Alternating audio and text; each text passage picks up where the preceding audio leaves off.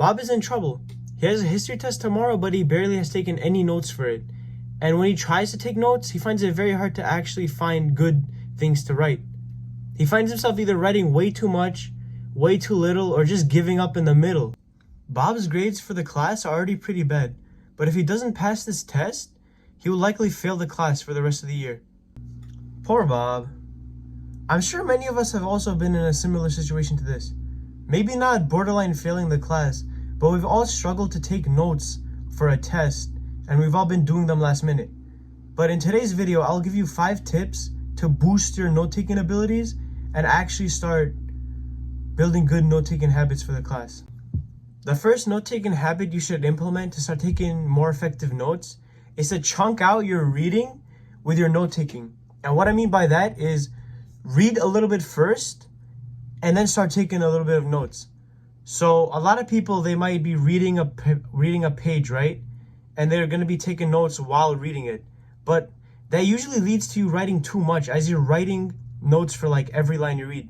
But what I suggest is read a paragraph or maybe even a page and then start taking notes and summarizing that page. And you'll find yourself writing much less and just writing the important bits of that section that you read. The second note-taking habit to start taking more effective notes is to enter a flow state while you read. So how do you enter a flow state?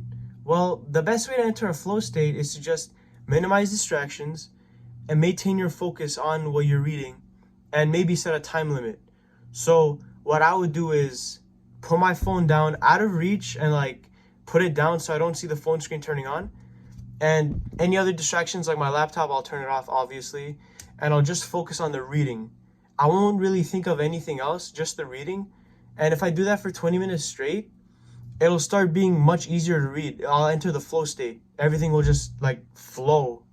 So yeah, that's really effective for taking notes. The third note-taking habit for taking effective notes is to set clear goals before you read. So why should you set clear goals? Well, clear goals actually guide your reading process. You know what you want to read up to. So for example, let's say you're at page 20 of your history book and you want to get up to page 40. If you set that as a goal, then it will always be on your mind as like the top priority. So you won't be as easily distracted by other things. And once you're done reading the pages, you'll feel a sense of victory and achievement. So yeah, that's why goals are important. They also give you a lot of motivation too. More motivation than just aimlessly reading, I'd say.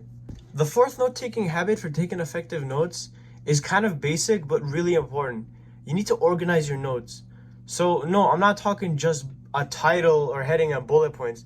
I'm talking about like Cornell method or hierarchical method, which is basically just outline method. Use either one of those two because those two, in my opinion, are the best. I use hierarchy method, but I know a lot of friends and I know a lot of people support the Cornell method too.